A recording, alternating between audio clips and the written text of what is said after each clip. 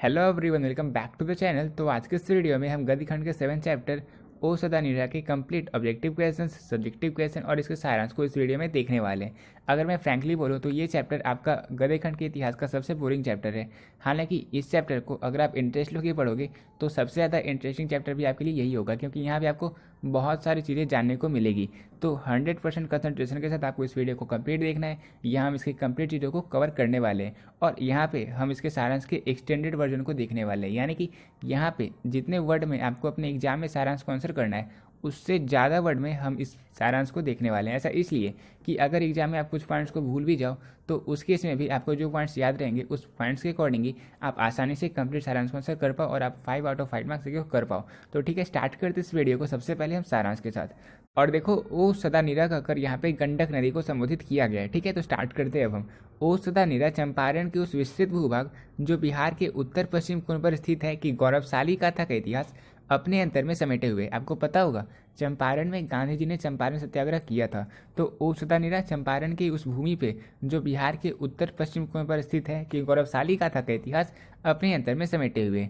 ये पलाश, साल एवं अन्य वृक्षों की छाया में लात से सिकुड़ी सिमटी नदियों से अपनी तृष्णा की तृप्ति कर रहा है। आपको पता होगा पलाश, साल ये सारे पेड़ पौधे होते हैं। फिर मानव मन की क्रूरता ने इसकी सुषमा का भरपूर शोषण किया है। तो मानव मन की जो क्रूरता है उसने इसकी सुषमा का शोषण किया है। लेखक इस क्षेत्र के वृक्षों की अंधाधुंध कटाई से क्षुब्ध है, वन नंगे हो गए। तो डिफॉरेस्टेशन के कारण यानी कि पेड़ की अंधाधुंध कटाई के कारण लेखक बहुत ही दुखी हैं। और विकास की दौड़ एवं भूमि के अपहरण, भूमि के अपहरण का मतलब ये हुआ कि भवनों का जो निर्माण हो रहा है, जो नए नए इंडस्ट्री आ रहे हैं, तथा ट्रैक्टर की जुताई द्वारा सरसरीला नदियों को श्रीहीन कर दिया गया है। चंपारण की पावन भूमि कभी गौतम बुद्ध की कर्मस्थली और भगवान वर्धमान महावीर की जन्मस्थली रहा करती थी। कालांतर में यानी कि भूतकाल में, पिछले जमाने में बाहर से अनेक आक्रमणकारी यहाँ आए थे और अन्य प्रदेशों से भी अनेक जातियाँ यहाँ पे आई थी और वो यहाँ पे आकर बस गए थे और इस कारण विभिन्न संस्कृतियों का ये संगम स्थल भी माना जाता है। तो नीलहे गुरु द्वारा ये शोषण का यह गवाह भी है। तो नीलहे गुरु आपको पता होगा कि यहाँ पे चंपारण में जितने भी किसान थे उन सभी को अंग्रेजों द्वारा जबरदस्ती नील की खेती के लिए उकसाया जाता था। लेकिन जब से गांधी जी यहाँ पे आए थे, उन्होंने चंपारण सत्याग्रह किया था, तब किसानों को इससे मुक्ति मिली थी नील की खेती से। ठीक है, तो देखो महात्मा गांधी के पावन चरण यहाँ पड़े थे, बिल्कुल पड़े थे। उनके द्वारा यहाँ के जन समुदाय को उत्पीड़न से मुक्ति मिली थी। अभी मैंने आपको बताया इन्होंने चंपारण सत्याग्रह किया था जिससे यहाँ के जन समुदाय को इससे उत्पीड़न से मुक्ति मिली थी। गांधी जी द्वारा स्थापित बड़हरवा, मधुबन और मितिहरवा आश्रम ने वहाँ के जनजीवन को नवजीवन दिया है। तो बड़हरवा, मधुबन और मितिहरवा आश्रम ये सारे गांधी जी के द्वारा यहाँ पे स्थापित किए गए थे और अनेक बौद्धों एवं जैन तीर्थ स्थल, स्तूपों एवं स्मारकों, स्तंभों से चंपारण का चप्पा चप्पा भरा हुआ है। तो यहाँ पे बहुत ही ज़्यादा बौद्ध जैन धर्मों के तीर्थ स्थल, स्तूप, स्मारक वगैरह वगैरह यहाँ पे बहुत सारे चप्पा चप्पे जगह पे यहाँ पे भरे हुए हैं। सम्राट अशोक का लौर्य नंदनगढ़ का सिंह स्तंभ अपने शिलालेख द्वारा उस समय की शासन व्यवस्था का दस्तावेज है। तो सम्राट अशोक का जो सिंह स्तंभ है वो उस समय की शासन व्यवस्था का दस्तावेज प्रदान करता है। पतित पावनी गंडक नदी चंपारण की भूमि को अपने स्पर्श से पवित्र करती रही है। हिमालय की तराई से चलकर, याद रखना हिमालय की तराई से चलकर, आपको पता होगा हिमालय जो है वो ऊंचा है, तो हिमालय की तराई से चलकर सोनपुर के हरिहर क्षेत्र तक गंडक के किनारे पर अनेक तीर्थों के अवशेष एवं समाधियाँ बिखरी पड़ी है। तो यही कारण है कि यहाँ पे गंडक के किनारे पर अनेकों तीर्थों के अवशेष और समाधियाँ बिखरी पड़ी रहती है। भैंसालोटन के निकट वाल्मीकि नगर में रामायण के प्रणेता महर्षि वाल्मीकि का आश्रम है और अब यही भैंसालोटन जंगल के बीच नवीन जीवन केंद्र के निर्माण का आधुनिक तीर्थस्थल बन गया है। और देखो अब क्योंकि विकास हो रहा है तो भारतीय इंजीनियर गंडक घाटी योजना के अंतर्गत 120 मील लंबी पश्चिम नहर तथा 55 मील लंबी पूर्वी नहर के निर्माण कार्य में संलग्न है। यानी कि अब धीरे धीरे इसका विकास हो रहा है और वही भैंसालोटन लगभग 3000 फीट लंबा बैराज बन रहा है जिसके ऊपर रेल एवं सड़क संभावित है। तो ये प्रस्तावित है। कुल 41.49 लाख एकड़ भूमि की सिंचाई इन शहरों के द्वारा होगी। लेखक गंडक घाटी योजना द्वारा निर्मित नहर तथा बैराज की गर्भ में विकास की अलौकिकरण का दर्शन कर रहे हैं। तो ये लेखक अपने विचार दिखा रहे हैं कि वो जो बैराज बन रहे हैं, जो नहर बन रहे हैं, इससे वो उसके विकास के अलौकिकरण का दर्शन कर रहा है। नगरों में उसे नारायण की भुजाओं के दर्शन हो रहे हैं और उस गज और ग्राह के युद्ध का यहीं पर अंत होता दिख रहा है। गज ग्राह कुछ नहीं है, बस इनकी लड़ाई यहाँ पे शुरू हुई थी। नहरों तथा बैराज के अभूतपूर्व निर्माण जिसे लेखक भगवान का नृत्य विराट रूप कहता है, इंजीनियरों, विश्वकर्मियों तथा मजदूरों का नमन यानी कि नमस्कार करता है। नए तीर्थ स्थल, मूर्तियों एवं भव्य मंदिरों में प्राण का संचार करेंगे। अर्थात इन नहरों तथा बैराज का जल लाखों एकड़ जमीन को सींच कर उसे उर्वर एवं सस्यामला बना देगा। अंत में लेखक परम पावनी गंडक को कई नामों से संबोधित करते हुए ये कहता है कि ओ सदानीरा, ओ चक्रा, ओ नारायणी, ओ मद गंडक आदि अनेक नामों से संबोधित करते हुए कहता है कि दीनहीन यानी कि आम जनता इन नामों से तो तुम्हारा गुणगान करती रही है, किंतु तेरी निरंतर चंचल धारा ने सदा उनके पुष्पों यानी कि उनके फूलों का एवं उनके तीर्थों को ठुकरा दिया, यानी कि तेरी बाढ़ उन्हें संतुष्ट करती रही है। उनके भवनों एवं संपत्ति को तुम्हारी धारा हमेशा नष्ट करती रही है, किंतु आज तेरे पूजन के लिए जिस मंदिर की प्रतिष्ठा हो रही है उसकी नींव बहुत गहरी है, वो बहुत शीघ्र नष्ट नहीं हो पाएगी, वो बहुत शीघ्र नष्ट नहीं हो पाएगी। अर्थात गंडक के ऊपर जो बैराज और नहर बनी है उसकी नींव की दीवार बहुत गहरी तथा मजबूत है, क्योंकि जो बैराज है वो सारे सरकारी फंड से बन रहे हैं। आपको पता होगा कितनी ज़्यादा वो मजबूत है, कितनी ज़्यादा वो गहरी है। गंडक नदी का तीव्र प्रभाव भी उसे तोड़ नहीं सकता। तो ये सारी बातें लेखक ने इस चैप्टर में कही है। तो अब हमने इस चैप्टर के कंप्लीट सारांश को देख लिया। उम्मीद करता हूँ आपको सारांश अच्छे तरीके से समझ में आ गया होगा। तो सारांश के बाद अब हम इस चैप्टर के कंप्लीट सब्जेक्टिव यानी कि शॉर्ट टाइप के क्वेश्चंस को देखने वाले। और ये सारे क्वेश्चंस आपके एग्जाम के लिए इंपॉर्टेंट इसलिए है क्योंकि इस चैप्टर से आपसे कई शॉर्ट टाइप क्वेश्चंस एग्जाम में पूछे जाते हैं, ठीक है। और ऐसे बहुत सारे क्वेश्चन आपको यहाँ पे मिलेंगे जो हमने सारांश में कवर नहीं किया था, तो घबराना नहीं है। जिन पॉइंट्स को हमने सारांश में स्किप किया था उन पॉइंट से एग्जाम में क्वेश्चंस पूछे गए थे, इसलिए उन्हें हम सब्जेक्टिव में ही कवर करने वाले हैं। और स्टार्ट करते हैं क्वेश्चन नंबर फर्स्ट को, जो कि एक इजी क्वेश्चन है, आप आसानी से आंसर कर सकते हो। क्वेश्चन है, चंपारण क्षेत्र में बाढ़ की प्रचंडता के बढ़ते क्या कारण है। तो चंपारण क्षेत्र में बाढ़ का प्रमुख कारण जंगलों का कटना है। जंगल के वृक्ष जल राशि को अपनी जड़ों में थामे रहते हैं, नदियों को उन्मुक्त नदियों में बनाने से रोकते हैं। उतार वृक्ष नदी की धाराओं की गति को भी संतुलित करने का काम करती है। यदि जल राशि नदी की सीमाओं से ज़्यादा हो जाती है तो बाढ़ आती है, लेकिन जब बीच में उसकी शक्ति को ललकारने वाले यह गगनचुंबी वैन ना हो तब नदियाँ प्रचंड काली का रूप धारण कर लेती है। और चंपारण क्षेत्र में बाढ़ की प्रचंडता के बढ़ने के मुख्य कारण यही है, ठीक है, पेड़ का कटाव। तो क्वेश्चन नंबर फर्स्ट का आंसर हमने कर लिया। अब हम देखते हैं सेकंड क्वेश्चन को। और ये क्वेश्चन आपके एग्जाम में कई बार पूछा गया है और कई बार इससे आपके ऑब्जेक्टिव क्वेश्चन भी बनते हैं कि इसका वर्णन कहाँ पे किया गया था। तो देखो क्वेश्चन है कि इतिहास की क्रीमियाई प्रक्रिया का क्या आशय है। तो क्रीमियाई प्रक्रिया होता क्या है। क्रीमियाई प्रक्रिया अगर हम इसे केमिस्ट्री में देखें तो क्रीमियाई प्रक्रिया ऐसी प्रक्रिया है जिसके माध्यम से पारे को सोने में बदला जाता है, फिर पारे को कुछ विलेपनों के साथ हाई टेम्परेचर पर हीट किया जाता है। पाठ के संदर्भ में लेखक ये कहना चाहता है कि जिस प्रकार पारा जब कुछ विलेपनों के साथ गर्म करके एक दूसरे प्रकार का पदार्थ बन जाता है, ठीक उसी प्रकार दक्षिण से आई 10वीं संस्कृति और रक्त यहाँ आकर यहाँ की संस्कृति में घुल मिल गई है तथा एक मिश्रित संस्कृति का रूप लेकर एक नया आकार ले बैठी है, और इसे हम कहते हैं इतिहास की क्रीमियाई, ठीक है। यानी कि दूसरी संस्कृति एक दूसरी संस्कृति के साथ मिल गई और इस प्रकार एक मिश्रित संस्कृति का आकार ले बैठा, तो इसे कहते हैं हम इतिहास की क्रीमियाई प्रक्रिया। तो क्वेश्चन नंबर सेकंड भी हमने अच्छे से देख लिया। अब हम देखने वाले हैं क्वेश्चन नंबर थर्ड को। क्वेश्चन नंबर थर्ड है, धांगड़ शब्द का क्या अर्थ है। तो ये ओराव भाषा का एक शब्द है जिसका अर्थ होता है भाड़े का मजदूर। ये धांगड़ एक आदिवासी जाति भी होता है। इसको नील्हे अंग्रेजी मजदूर और नील की खेती करने हेतु 18वीं शताब्दी में दक्षिण बिहार के छोटा नागपुर पठार से यहाँ यानी कि चंपारण में लाए थे। धांगड़ जाति आदिवासी जाति है, ओराव, मुंडा, लोहार इत्यादि के वंशज होते हैं, पर ये अपने आप को आदिवासी मानने को तैयार नहीं है। धांगड़ जाति के व्यक्ति मिश्रित ओराव भाषा में ही बात करते हैं क्योंकि इनकी भाषा ही ओराव है। निबंध के अनुसार धांगड़ों का सामाजिक जीवन बेहद उल्लासपूर्ण है। इस जाति के नर नारी संध्या के समय मंद प्रकाश में सामूहिक नृत्यों का आयोजन करते हैं। अब देखो क्वेश्चन नंबर 4 है और ये क्वेश्चन देखो, इस क्वेश्चन से कई सारे ऑब्जेक्टिव क्वेश्चन आपके एग्जाम के लिए बनते हैं जो पूछे गए भी हैं, जिसे हम कवर करने भी वाले हैं, ठीक है। तो क्वेश्चन नंबर 4 है, थारुओं की कला का परिचय पाठ के आधार पर दीजिए। तो देखो थारुओं की कला मूलतः उनके दैनिक जीवन का अंग है। जिस पात्र में धान रखा जाता है वह सींकों से बनाया जाता है। जिस पात्र में धान रखा जाता है वो सींकों से बनाया जाता है। उसकी कई रंगों के द्वारा डिजाइन बनाई जाती है। सिंक की रंग बिरंगी टोकरियों के किनारे सीप की झालर लगी होती है। दीपक जो प्रकाश बिखेरता है उसकी आकृति भी कलापूर्ण होती है। शिकारी किसान के काम के लिए जो पदार्थ मूंज से बनाए जाते हैं वहाँ भी सौंदर्य और उपयोगिता का विलक्षण मिश्रण रहता है। उनके यहाँ नववधु जब प्रथम बार खेत पर खाना लेकर अपने पति के पास जाती है उस समय का दृश्य बड़ा कलात्मक होता है। वह अपने मस्तिष्क पर एक पीढ़ा रखती है, और ये क्वेश्चंस आपकी ऑब्जेक्टिव में पूछा गया है कि वो अपने मस्तक पर क्या रखती है। तो वो अपने मस्तक पर पीढ़ा रखती है जिसमें 3 लटें वेलियों की भांति लटकी रहती है। प्रत्येक लट में धवल चिपो और एक बीज विशेष के सफ़ेद दाने पिरोए रहते हैं। पीढ़े के ऊपर सिंह की कलापूर्ण टोकरी में भोजन रहता है। टोकरी को दोनों हाथों से संभाल जब वह लाज भरी सुहाग भरी धीरे धीरे खेत की पकवाती है तो शिव की वेनियाँ रजत कंकन की भांति झंकृत हो उठती है और सारे गांव को पता चल जाता है कि वधु अपने प्रीतम को कलेवा कराने जा रही है। तो ये क्वेश्चंस आपसे, इस क्वेश्चन से कई सारे ऑब्जेक्टिव बनते हैं, इसलिए इस क्वेश्चन को मैंने आपको करवा लिया। इसे आप लोग अच्छे से समझ गए होंगे। अब हम देखते हैं नेक्स्ट क्वेश्चन को। अब क्वेश्चन नंबर 5 है, अंग्रेज नीलहे किसानों पर क्या अत्याचार करते थे। तो देखो ये आपको बहुत पहले से पता होगा, अंग्रेज नीलहे किसानों पर बहुत से अत्याचार किया करते थे। किसानों से ज़बरदस्ती नील की खेती करवाई जाती थी। उन्हें कुल भूमि के निश्चित भाग पर, कुल भूमि की एक निश्चित भाग पर नील की खेती करने के लिए बाध्य किया गया था, लेकिन बाद में इसे मुक्त करने के लिए एक मोटी रकम ली जाने लगी थी। इन गोरे ठेकेदारों ने बहुत कम अदायगी में हजारों एकड़ जमीन ले ली थी। इसके अतिरिक्त किसानों को कई तरह के कर तथा नजराने भी देने पड़ते थे। तो ये सारे अत्याचार अंग्रेज नीले किसानों पर किया करते थे।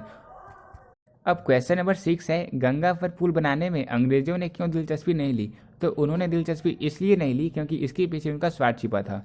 गंगा पर पुल बनाने में अंग्रेज में इसलिए दिलचस्पी नहीं ली ताकि दक्षिण बिहार के बागी विचारों का असर चंपारण में देर से पहुंचे। इस तरह चंपारण पर वर्षों तक ब्रिटिश साम्राज्य की छाया वाला शासन चलता रहा था। तो यही कारण था कि उन्होंने, अंग्रेजों ने गंगा पर पुल बनाने में कोई भी दिलचस्पी नहीं ली थी। इसके पीछे उनका एक स्वार्थ था। फिर अब 7 नंबर क्वेश्चन है, चंपारण में शिक्षा की व्यवस्था के लिए गांधी जी ने क्या किया। तो चंपारण में शिक्षा की व्यवस्था के लिए गांधी जी ने अनेकों काम किए थे। उनका विचार था कि ग्रामीण बच्चों की शिक्षा की व्यवस्था किए बिना केवल आर्थिक समस्याओं को सुलझाने से काम नहीं चलेगा, बल्कि शिक्षा व्यवस्था पर भी जोर देना पड़ेगा। इसके लिए उन्होंने 3 गांव में आश्रम विद्यालय स्थापित किया है। वे है बरहरवा, मधुवन और भितिहारवा। ये मैंने आपको सारांश में भी करवाया था। बरहरवा, मधुवन और भितिहारवा, ये 3 आश्रम जो थे वो गांधी के द्वारा स्थापित किए गए थे। कहाँ? चंपारण में, शिक्षा व्यवस्था को मजबूत करने के लिए, सुदृढ़ करने के लिए। तो ये हमने क्वेश्चन नंबर 6 और क्वेश्चन नंबर 7 यहाँ पे देख लिया। तो अब एक और क्वेश्चन है, और ये क्वेश्चन आपके एग्जाम में छपने वाला क्वेश्चन है। पुंडलिक जी कौन थे। तो पुंडलिक जी भितिहरवा विद्यालय में शिक्षक थे, और भितिहरवा विद्यालय को चंपारण में गांधी जी के द्वारा स्थापित किया गया था। ठीक है, तो सन 1917 में इन्हीं पुंडलिक जी को गांधी जी ने बेलगांव से बुलाया था भितिहरवा आश्रम की व्यवस्था देखने और शिक्षा देने के लिए। उनको ये काम भी सौंपा गया था कि ग्रामवासियों के दिल से भय भी दूर किया जाए। वे वहाँ 1 वर्ष तक रहे थे। पुंडलिक जी यहाँ पे 1 वर्ष तक रहे थे, लेकिन इसके बाद अंग्रेजी सरकार ने इन्हें जिले से निर्वासित कर दिया था।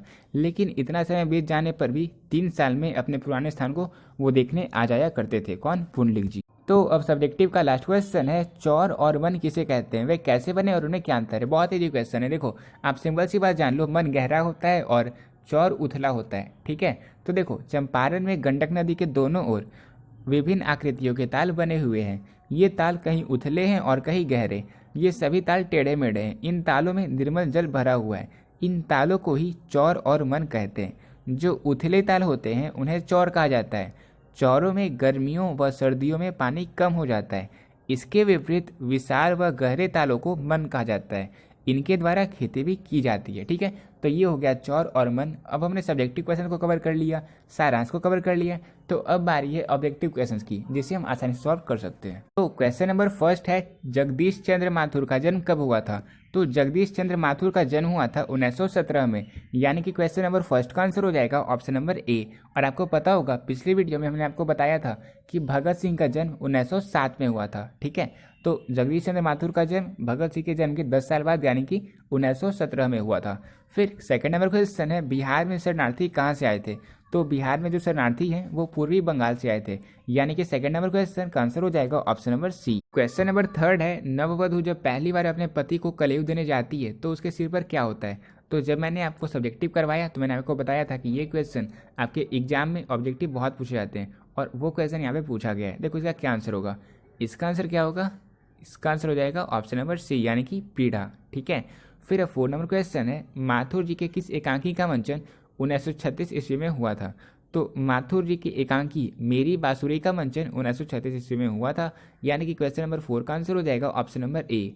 अब 5 नंबर क्वेश्चन है, मेरी बांसुरी एकांकी का किस पत्रिका में प्रथम प्रकाशन हुआ था। तो मेरी बांसुरी एकांकी का सरस्वती पत्रिका में प्रथम प्रकाशन हुआ था, यानी कि 5 नंबर क्वेश्चन का आंसर हो जाएगा ऑप्शन नंबर ए। अब क्वेश्चन नंबर 6 है, पुंडलिक जी कौन है? तो बहुत ही क्वेश्चन है। पुंडलिक जी एक शिक्षक थे, यानी कि 6 नंबर क्वेश्चन का आंसर हो जाएगा ऑप्शन नंबर डी। अब ये कहाँ रहते थे? तो ये बेलगांव में रहते थे। इन्हें कहाँ बुलाया गया था? इन्हें चंपारण बुलाया गया था। किन के द्वारा बुलाया गया था? गांधी जी के द्वारा बुलाया गया था। क्यों बुलाया गया था? पढ़ाने के लिए बुलाया गया था। फिर 1 साल के बाद इन्हें किसने हटा दिया था? तो अंग्रेजों ने उन जिले से इन्हें हटा दिया था। ठीक है, तो क्वेश्चन नंबर 6 का आंसर हो गया ऑप्शन नंबर डी। अब 7 नंबर क्वेश्चन है, जगदीश चंद्र मूलतः क्या है? तो पिछले कुछ को देखकर आपको पता चल चुका होगा कि जगदीश चंद्र एक नाटककार थे। तो क्वेश्चन नंबर 7 का आंसर हो जाएगा ऑप्शन नंबर डी। अब 8 नंबर क्वेश्चन है, जगदीश को माथुर को कौन सा अवार्ड मिला था? तो इन्हें कौन सा अवार्ड मिला था, कौन सा सम्मान मिला था और कौन सी इन्हें उपाधि मिली थी, सारी चीज़ों को हम ऑब्जेक्टिव में देखने वाले हैं। तो इन्हें अवार्ड मिला था कालिदास अवार्ड, यानी कि क्वेश्चन नंबर 8 का आंसर हो जाएगा कि जगदीश माथुर को कालिदास अवार्ड मिला था। अब 9 नंबर क्वेश्चन है, ओ सदा नीरा के लेखक कौन है? बहुत ईजी क्वेश्चन है, इसका आंसर हो जाएगा ऑप्शन नंबर सी, यानी कि जगदीश चंद्र माथुर ओ सदा नीरा के लेखक हैं। फिर 10 नंबर क्वेश्चन है, माथुर जी को किस सम्मान से सम्मानित किया गया था? तो अभी मैंने आपको देखा था कि माथुर जी को कौन सा अवार्ड मिला था। अब हम देख रहे हैं कि माथुर जी को किस सम्मान से सम्मानित किया गया था। तो इन्हें सम्मानित किया गया था बिहार राजभाषा पुरस्कार से, यानी कि 10 नंबर क्वेश्चन का आंसर हो जाएगा ऑप्शन नंबर बी। फिर 11 नंबर क्वेश्चन है, ओ सदा नीरा किस नदी को निमित्त बनाकर लिखा गया है? तो ओ सदा नीरा गंडक नदी को निमित्त बनाकर लिखा गया, ये मैंने आपको सारांश के स्टार्ट में ही बताया था। तो क्वेश्चन नंबर 11 का आंसर हो जाएगा ऑप्शन नंबर बी। अब 12 नंबर क्वेश्चन है, चंपारण में गांधी जी ने कब अपना अभियान चलाया था? तो बहुत ही फेमस सत्याग्रह था और उस सत्याग्रह का नाम था चंपारण सत्याग्रह। कब हुआ था? 1917 में। किस लिए हुआ था? किसानों को नील की खेती के बंधन से मुक्त करवाने के लिए। तो क्वेश्चन नंबर 12 का आंसर हो जाएगा ऑप्शन नंबर बी। फिर 13 नंबर क्वेश्चन है, चंपारण अभियान का सबसे बड़ा वरदान क्या था? तो इस अभियान का सबसे बड़ा वरदान निर्भीकता था, यानी कि 13 नंबर क्वेश्चन का आंसर हो जाएगा ऑप्शन नंबर बी। अब 14 नंबर क्वेश्चन है, बिहार का कौन सा विशाल स्तूप प्राचीन स्थापत्य की अभूतपूर्व कृति है? तो वो है नंदनगढ़। ठीक है, तो क्वेश्चन नंबर 14 का आंसर हो जाएगा option number A.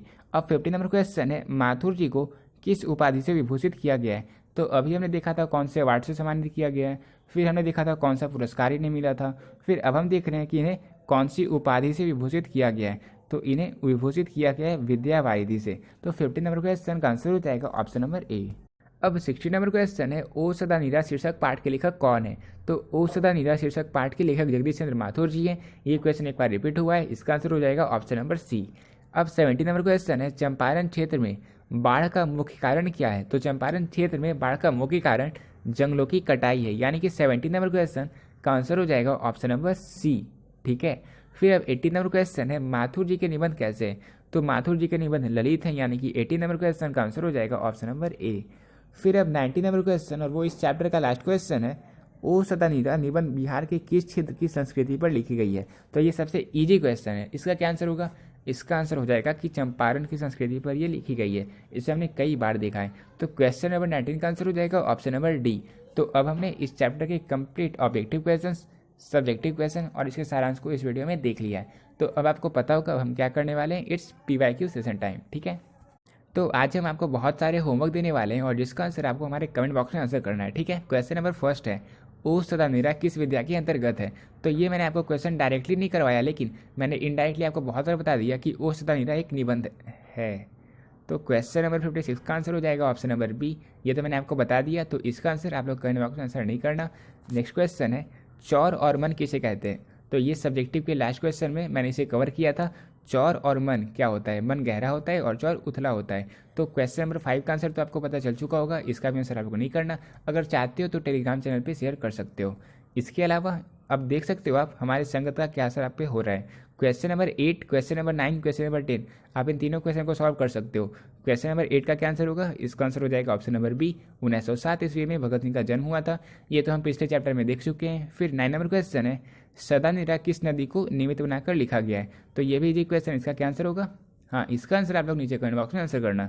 9 number question का क्या आंसर होगा? इसका आंसर नीचे कमेंट बॉक्स में आंसर करना कि इसका क्या आंसर होगा। फिर इसके बाद 10 नंबर क्वेश्चन है, धांगड़ शब्द का अर्थ ओरांव भाषा में क्या है? तो ये भी मैंने आपको बता दिया सब्जेक्टिव क्वेश्चन में कि धांगड़ शब्द का अर्थ ओरांव भाषा में क्या होता है। तो इस क्वेश्चन का आंसर भी आप लोग नीचे कमेंट बॉक्स में आंसर करना, 2 ऑब्जेक्टिव क्वेश्चन का आंसर। और इसके बाद जगदीश चंद्र माथुर को किस सम्मान से सम्मानित किया गया था? और ये भी मैंने आपको बता दिया है, इसका क्या आंसर होगा? इसका आंसर भी आप लोग नीचे कमेंट बॉक्स में आंसर करना। Question number 1, question number 2, question number 3 and question number 4, Jagdish Chandra Mathur को कौन सा अवार्ड मिला था? इसका क्या आंसर होगा नीचे कमेंट बॉक्स में आप लोग आंसर करना।